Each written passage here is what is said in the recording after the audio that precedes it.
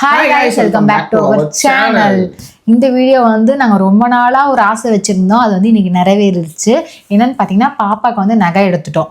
இது வந்து பாப்பா வந்து வயிற்றுல இருக்கும்போதே நாங்கள் சேர்த்து வச்சிருந்தோம். என்னன்னு பார்த்தீங்கன்னா பையனா பொண்ணா அப்படின்னு தெரியாது. அப்புறம் என்னன்னு பார்த்தீங்கன்னா ஃபர்ஸ்ட் குழந்தை பிறக்கறதுக்கு முன்னாடி குழந்தை பொருள் எதுவும் வாங்கக்கூடாது அப்படின்னு சொல்லியிருந்தாங்க. ஆனால் வந்து ட்ரெஸ்ஸு காஸ்டியூம்லாம் நாங்கள் வாங்கவே இல்லை. எல்லாமே வந்தது பாப்பாக்காக வந்தது. வளகாப்பில் வந்து ட்ரெஸ் எடுத்து கொடுத்தாங்க, குழந்தை ட்ரெஸ் இந்த மாதிரி தான் வந்துருந்துச்சு. நாங்களாம் எதுவும் எடுக்கல. லாஸ்ட்டாக டெலிவரிக்கு ஒரு 2 நாள் 3 நாள் முன்னாடி தான் போய் அந்த துண்டு இதெல்லாம் வாங்கி ஆகணுங்கிற கட்டாயத்தினால துண்டு இதெல்லாம் வாங்கியிருந்தோம். எல்லாமே வந்த ட்ரெஸ் தான் அதிகமாக இருந்துச்சு. அதுக்கப்புறம் தான் நாங்களாக போட்டு இந்த துண்டு இந்த மாதிரி குழந்தைக்கு தேவையான சில திங்ஸ் எல்லாம் வாங்கணும்.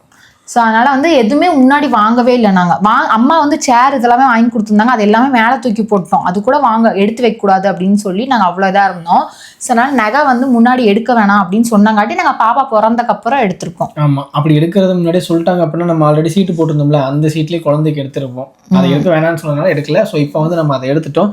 எப்படி எடுத்தோம், என்ன டிசைனில் எடுத்தோம், என்ன மாதிரி ரேட்டில் எடுத்தோம் அப்படிங்கிறது எல்லாமே இந்த வீடியோவில் பார்க்க போகிறீங்க. வாங்க வீடியோக்குள்ளே போகலாம்.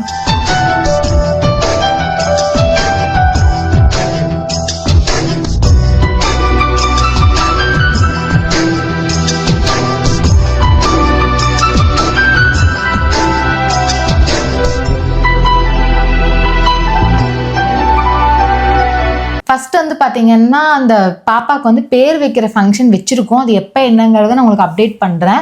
ஸோ அதுக்கு வந்து ஃபஸ்ட்டு காஸ்டியூம் எடுக்க தான் நாங்கள் வெளியே போனோம். ஃபஸ்ட்டே அந்த செயின் எடுக்கணுங்கிற மைண்ட் செட் இருந்துச்சு. இருந்தாலும் நமக்கு டைம் இருக்குமா, பாப்பா வேற வீட்டில் விட்டுட்டு போகிறோமா, டைம் இருக்குமா என்ன ஏது அப்படின்ற ஒரு குழப்பத்திலே இருந்தோம். சரி, ஆனால் ஃபஸ்ட்டு போய் ட்ரெஸ் எடுக்கலான்னு சொல்லிட்டு அஸ்வினுக்கு ஃபஸ்ட்டு போய் ட்ரெஸ் எடுத்தோம். அப்புறம் பாப்பாவுக்கு வந்து ட்ரெஸ் தேடணும். அவளுக்கு வந்து ட்ரெஸ்ஸே கிடைக்கல. அவள் சைஸுக்கு எங்கேயுமே கிடைக்கலங்க. நியூ பார்னுக்கு நாங்கள் எங்கெங்கேயோ போயிட்டோம். எல்லா கடையிலையும் தேடி போட்டோம். சென்னை சில்க் தேடி பார்த்துட்டோம். அப்புறம் அந்த பேபி வந்து பப்பி ஷேமு எதோ கடையில தேடி பார்த்தா அவளுக்கு கிடைக்கவே இல்லை. லாஸ்டா அந்த இந்த பப்பி ஷேம் அதுலதான் வந்து ஒரு ட்ரெஸ் என் கண்ணுக்கு படிச்சு, என் சாரி கலர்ல அவளுக்கு ஒரு ட்ரெஸ் எடுக்கணும் அப்படின்னு சொல்லிதான் தேடிட்டு இருந்தேன். நான் காஃபி ப்ரௌன் தான் தேடிட்டு இருந்தேன். ஆனா வந்து இந்த ஆரஞ்சு கலர்ல ஒரு ட்ரெஸ் கிடைச்சிச்சு. அதுவுமே சாரிக்கு மேட்சா இருக்குன்னு சொல்லிட்டு அதை எடுத்தாச்சு. அப்போ வந்து பார்த்தீங்கன்னா இந்த நகை எடுக்க போறது தான். ஃபர்ஸ்ட் வந்து நகை கடை எங்கன்னு தெரியாம தங்கம் ஜுவல்லரின்னு ஒரு கடைக்குள்ள போய் உட்காந்துட்டோம். அது ரெண்டுமே ஒரே கடை தான். இல்ல, ஸ்ரீகுமரன் போறதுக்கு ஸ்ரீ தங்கம் அப்படின்னு சொல்லிட்டு அங்க போய் உட்காந்துட்டோம். நாங்க லிஃப்ட்ல போனோம். என்ன புதுசா இருக்கு, என்ன புதுசா இருக்கு, ரொம்ப இதா இருக்கு, டைமண்ட் ஜுவல்லரிலாம் இருக்கு அப்படி இப்படின்னு சொல்லிட்டு அது அவ்வளவு அழகா இருந்துச்சு. கடைக்காரங்க ஒருத்தவங்க இருந்தாங்க, அவங்க கிட்ட ரெண்டுமே ஒரே கடை தான். நீங்க மாத்தி வந்துட்டீங்க. இல்ல, இந்த டிஃபரெண்டா இருக்கு. சீட் எல்லாம் ரொம்ப புதுசா இருக்கு. நாங்க லிஃப்ட்ல வந்து இது ஒரு இது சப்வே வழியா வந்துட்டோம். பார்க்கிங்ல இருந்து மேல போனோம். ஸோ பேக் சைட்ல வந்து இருப்போம் போல அப்படின்னு நினைச்சிட்டு இல்லைங்க, நான் பேக் சைட்ல வந்து எப்பவுமே ஃப்ரண்ட்ல தான் வருவோம். இந்த தடவை புதுசா சரி பேக் சைட்ல வந்தோமா, அதனால பார்த்தேன் டிஃப்ரெண்டா இருக்கே அப்படின்னு. எங்க சீட் போட்டுருக்கீங்க? இங்கதான் சீட் போட்டுருக்கீங்களா? ஆமா, இங்கதான் போட்டிருக்கேன். கடை ஸ்ரீ தங்கம். நான் போய் நல்லா சோஃபால உட்காந்துட்டு இருக்கேன். என்னடா இன்னும் வரல, ஆள் வரலன்ட்டு.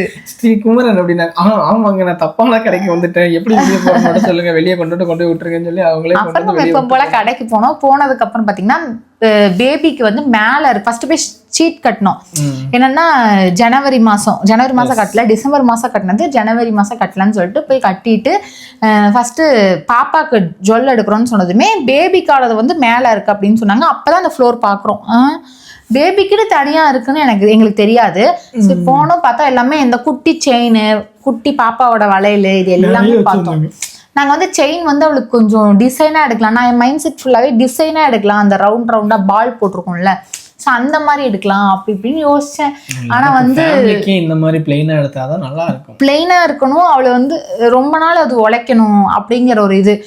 அவள் எப்படி சொல்றது, ஒரு ஃபங்க்ஷனுக்கு போட்டு போனாலுமே அது டக்குன்னு பிஞ்சிடக்கூடாது. இந்த மாதிரிலாம் எடுத்தா பியவே பியாது. ரெகுலர் யூஸுக்கு கொஞ்சம் நல்லா இருக்கும். அதனால வந்து இதே மாதிரி தான் எடுத்திருக்கேன். எனக்கு வந்து லென்த்து கொஞ்சம் அதிகமாக வேணும்னு நினச்சேன். ஆனால் அது எடுக்கல. லென்த்து பாப்பாவுக்கு தானே அப்படின்னு சொல்லிட்டு கம்மியாகவே பேபிக்கான இதுதான் எடுத்திருக்கேன். அப்புறம் வந்து வளையெல்லாம் பார்த்தோம் பாப்பாவுக்கு. என்னன்னு பார்த்தீங்கன்னா 1/2 கிராம் 2 பவுனு இதெல்லாம் அழகழகா இருந்துச்சு வளையல். ஆனால் இப்போ எடுக்க முடியல, இப்போ வேணாம், கொஞ்சம் பட்ஜெட் பிரச்சனையும் இருக்கு. அது இல்லாமல் எனக்கு என்ன கொஞ்சம் லேட்டாக நம்ம சீட்டு பணம் வரதுக்குள்ள நகை வந்து எப்படி 1.5க்கு மேலே தாண்டிடும். கொஞ்சம் ரேட் ஏறிடும். இப்போவே ரேட் ஏறிடுச்சுன்னு நினைக்கிறேன். இப்போவே 1.12 ஏதோ சம்திங் வருது. மே மாசத்துக்குள்ளேயே 1.50க்கு வர வாய்ப்பு இருக்குன்னு சொன்னாங்க. 12,450 ரூபா. ஆமா, 12,450 ரூபா. அப்போ நீங்களே போட்டுருங்க, எவ்வளோ இருக்கும்? மே மாசத்துக்குள்ள 150 வந்துரும்ட்டாங்க. எனக்கு அதுவே பயம், அதுக்குள்ளே ஏதாவது எடுத்து வைக்கணும் அப்படின்றது தான். ஆனால் சீட்டு பணம் பார்த்தீங்கன்னா நமக்கு எப்போ வரும்? அக்டோபர் கிட்ட வந்துடும். அக்டோபர் அந்த மாதிரி வரும். சரி, அவளுக்கு அப்போ பர்த்டேக்கு எதாவது எடுத்துக்கோம் அப்படின்னு சொல்லிட்டு நாங்கள் செயின் மட்டும் எடுத்திருந்தோம். செயின் காட்டுறேன். இந்த டப்பா தான் வேணும்னு சொல்லி திருப்பி அந்த டப்பாவில் மாற்றினேன் நான். ரவுண்ட் டப்பா கொடுத்தாங்க. இதான் பாப்பாக்கு எடுத்த செயின். இந்த மாதிரி தான் எடுத்திருக்கேன். நல்லா எப்படி சொல்றது, வெயிட்டாகவும் இருக்கு, அருந்து போகாம இருக்கு. ஃபர்ஸ்ட் வந்து 1.25 பவுனுக்கு தான் பார்த்தோம். 1 பவுனுக்கு எடுக்கலான்னு தான் போனது. அப்புறம் 1.25 பவுன் கொஞ்சம் பார்வையா இருந்துச்சு, நல்லா வெயிட்டா இருக்கும், ரொம்ப மெலிசா இருந்த மாதிரி இருந்துச்சு, வெயிட்டா இருந்துச்சு. அதனால 1.25 பவுன் போட்டு பில் எல்லாம் ஓகே பண்ணியாச்சு. பார்த்தா 1.5 பவுனுக்கு 20,000 ரூபா தான் டிஃபரன்ஸ்னாங்க. ஏன்னா செய்கூலி சேதாரம் எல்லாம் ஒண்ணுதானே, அப்படி எடுக்கிற நீங்க 1.5 எடுத்துக்கலாம்ல அப்படின்னு சொல்லி சொன்னாங்க. எங்களுக்குமே கரெக்டான ஐடியான்னு தோணுச்சு. அப்புறம் 1.25 வேணாம், 1.5 ஓகே தான், ஏன்னா 20,000 தான் டிஃபரன்ஸ் ரெண்டுத்துக்கும் வருது அப்படின்னும் போது சரி ஓகே பரவாயில்ல அப்படின்னு சொல்லி 1.5க்கு மாத்தியாச்சு. இது 2 செயின் பார்த்தேன். இதுலயே வந்து 2 செயின் இருந்துச்சு. ஒண்ணு வந்து மடன்னு இருந்துச்சு, அது இலகறக்கு ரொம்ப நாள் ஆகும்னாங்க. இது வந்து நல்லா எப்படினாலும் ஃபிளெக்சிபிளா இருக்கும் அப்படின்னு சொன்னாங்காட்டி இந்த செயின் எடுத்திருக்கோம். எங்க பிள்ளைக்காக எடுத்த ஃபர்ஸ்ட் செயின்.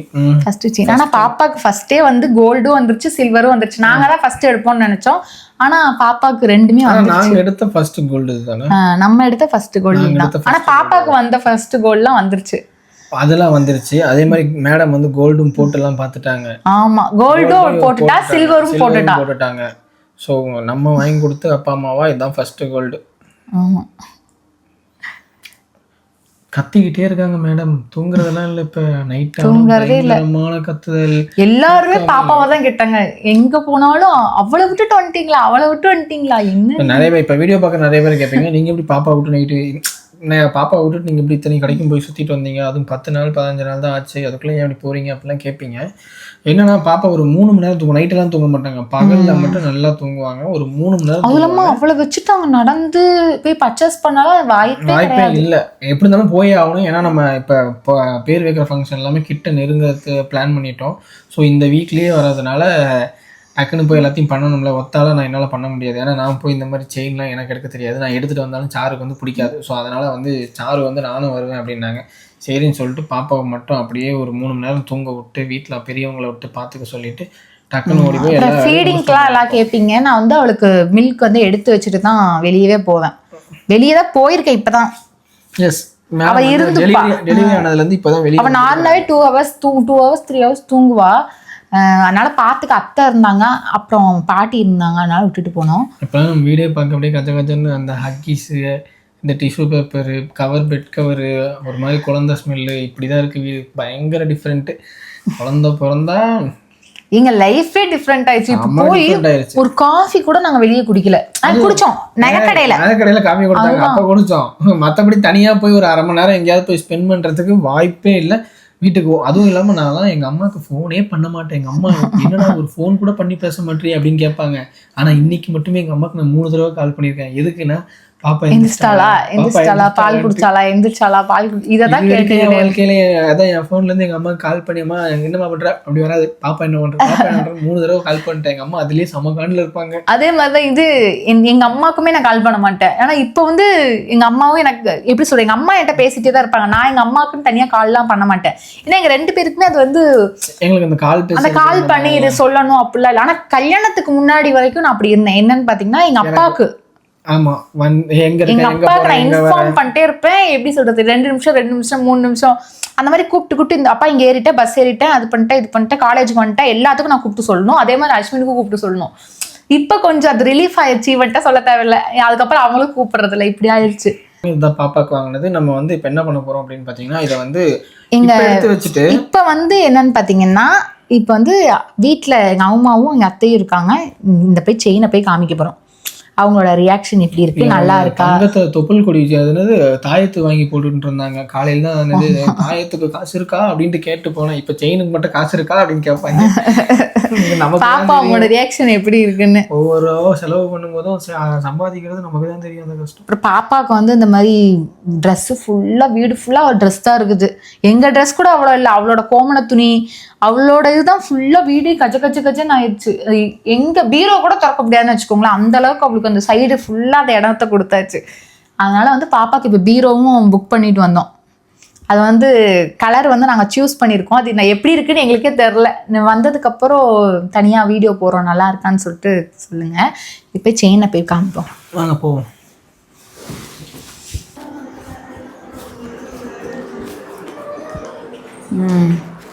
இதாங்க பாருங்க.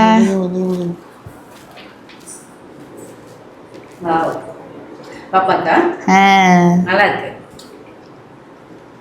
மாட்டிருக்குடா கொக்கி கொக்கி கொக்கியில சாமி இதுல நடுவில். ஓகே எவ்வளோ பாருங்க. 1.5 பவுன். நல்லா இருக்கா? நல்லா இருக்கு. அம்மா குட்டிக்கா வாவ் சூப்பர். ஹாப்பி நியூ இயர்க்கு செயின் பாப்பாக்கு.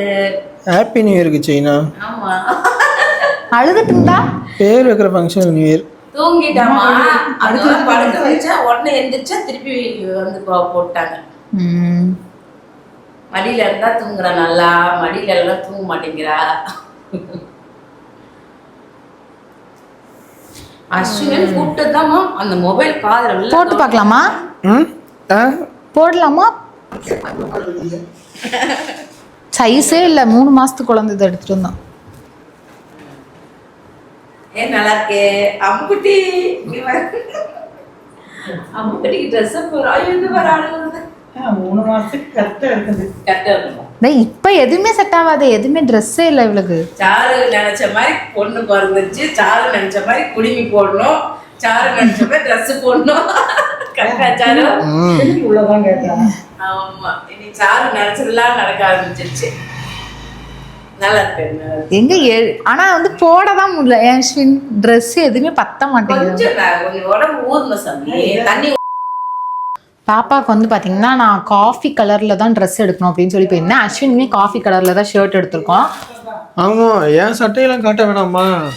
நாங்களும் தானே ட்ரெஸ் எடுத்தோம், பாப்பாக்கு மட்டும் இல்லை எங்களுக்கும் ட்ரெஸ் எடுத்தோம். மேடம் புடவைங்க மேடம், உங்க புடவைங்க மேடம் டெய்லர் கடையில கொடுத்துட்டேன். டெய்லர் கடையில் கொடுத்துட்டாங்களாமா. அது வந்து ரொம்ப இப்போ ட்ரெண்டிங்ல போயிட்டு இருக்க சாரி. அதான் முடிச்சு இல்ல இந்த 2 கலர் பார்த்தா உங்களுக்கே தெரிஞ்சிடும் அது என்ன மாதிரியான சாரியா இருக்குன்ட்டு. தெரியும், கமெண்ட் பண்ணுங்க. எப்படி சாரி அந்த கிளிப்பிங்ஸ்ல சேவ் பண்ணி நினைக்கிறேன். தெரிஞ்சுன்னா ஓகே, தெரியலன்னா பாத்துக்கோங்க. இந்த 2 கலர் ஏன்னா ட்ரெண்டிங்ல இருக்க சாரி. எனக்கு வந்து என்னன்னு பாத்தீங்கன்னா 9வது மாசம் வளகாப்புக்கு அந்த சாரி கட்டணும்னு நினைச்சிட்டே இருந்தேன். ஆனா 9ஆம் மாசத்துக்கு முன்னாடியே மேடம் டெலிவரி மாசமே ஆயிருச்சு.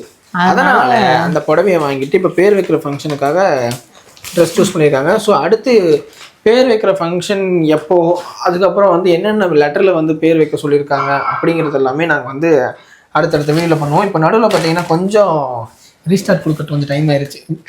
இந்த நியூ இயர் அதெல்லாம் எதுவுமே செலிப்ரேஷன்ல எல்லாமே நார்மலாக போச்சு. கேக்கெல்லாம் 2 கேக்கு அதான் நியூ இயருக்கு வாங்கின கேக்கெல்லாம் அப்படியே வச்சிருக்கோம்.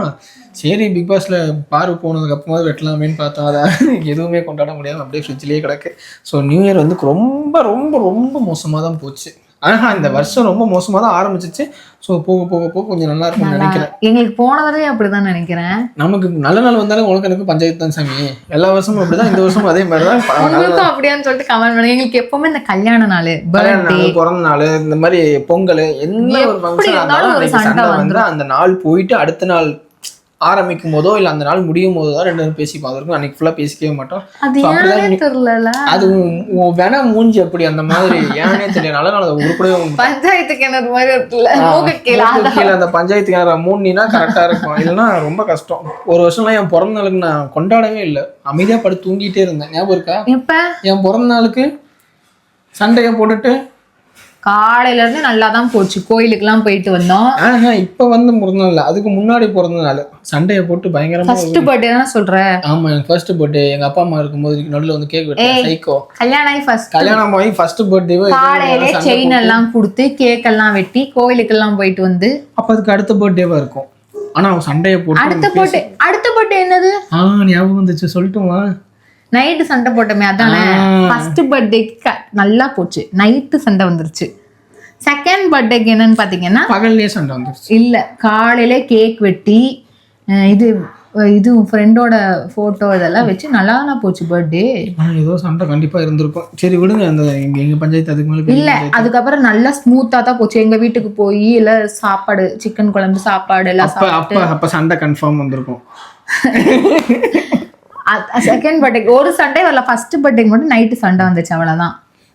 தேவி நாரி போச்சு. இந்த தேட்டரில் போய் உட்காந்துருந்தேன், அவ்வளோ சண்டை தானே. எங்க படத்துக்கு போய் உட்காந்து நைட்டு பார்க்குறேன்ற பேரில் சண்டை போட்டு விட்டாங்க, ஞாபகம் இருக்கா? சரி ஓகே, பர்சனலாக vlogல பேச வேணாம், அதை வந்து தெளிவாக. ஆனா எங்களுக்குள்ள எப்படியாவது நல்லா சண்டை வந்து நாங்கள் நாசமாக போவோம். அதுதான் எங்களுக்கு ரொம்ப பழக்கம். பிள்ளை பர்த்டேக்காவது ஏதாவது சண்டை போடாம. புள்ள பர்த்டே இருக்குங்க, பிள்ளைக்கு இப்போ பேர் வைக்கிற ஃபங்க்ஷனுக்கு என்னென்ன பண்ண போறாளோ அப்படின்னு உள்ளுக்குள்ள எனக்கு அதிகம். எனக்கு எப்படியாவது அந்த சண்டை இவன் மூட்டி விடுற மாதிரி இவன் ஏதாவது பண்ணிடுறான், நான் கத்திடுறான், அதுதான் பிரச்சனை. சரி, அது வந்து எங்கள் குடும்பத்தில் இருக்க எல்லாருக்குமே தெரியும். நல்ல நாள் வந்தால் எங்களுக்கு அது கெட்ட நாளாக தான் இருக்கும்ட்டு. ஸோ இப்போ வந்து பேர் வைக்கிற ஃபங்க்ஷன் அதுக்கும் எந்த ஒரு பிரச்சனையும் வரக்கூடாது. ஸோ என்னன்னு பார்த்தீங்கன்னா பாப்பாவுக்கு வந்து இன்னுமே நல்லா எடுக்கலாம், பட்டு பாவாடெல்லாம் எடுக்கலாம்னு நினச்சோம். அவளுக்கு சைஸே கிடைக்கல. இது உனக்கு கண்ணில் தென்பட்டுச்சு, என் கலர் இது சாரி கலரில் இருந்துச்சு, தென்பட்டுச்சு, உடனே தூக்கிட்டேன். எஸ், இதுவுமே கொஞ்சம் தான் மேட்சாக இருக்குது சாரிக்கு. சாரி வந்து இன்னும் கொஞ்சம் டார்க் ஆரம்பிச்சு. சரி ஓகே, இது கொஞ்சம் மேட்சாக இருக்கும்னு சொல்லி எடுத்தாச்சு. ஸோ இப்போ எப்படி இருந்தாலும் இப்போ இந்த வீடியோக்கு ஏதாவது ஒரு கமெண்ட்ஸ், நாங்கள் ஏதாவது தப்பு பண்ணியிருப்போம் இல்லை ஏதாவது ஒன்று தெரியாமல் விட்டுருப்போம், அது கமெண்ட் பண்ணுவீங்க. அதை பண்ணிங்கன்னா நாங்கள் தெரிஞ்சுக்கிறோம் என்ன பண்ணோங்கிறத. ஸோ இந்த வீடியோ உங்களுக்கு பிடிச்சிருக்கும், நம்பரும் பிடிச்சிருந்துச்சு, நம்ம லைக் பண்ணுங்கள், கமெண்ட் பண்ணுங்கள், ஷேர் பண்ணுங்கள். நம்ம சேனலில் யாராவது சப்ஸ்கிரைப் பண்ணாமல் பார்த்துக்கோங்க, சப்ஸ்கிரைப் பண்ணிக்கோங்க, பெல் ஐக்கானில் வச்சுக்கோங்க. அப்போ தான் நாங்கள் போகிற இன்ட்ரெஸ்டிங்கான வீடியோஸ் நோட்டிஃபிகேஷனில் வரும். எப்போவுமே எங்கள் லட்சியம் உங்கள் கையில். பாய்.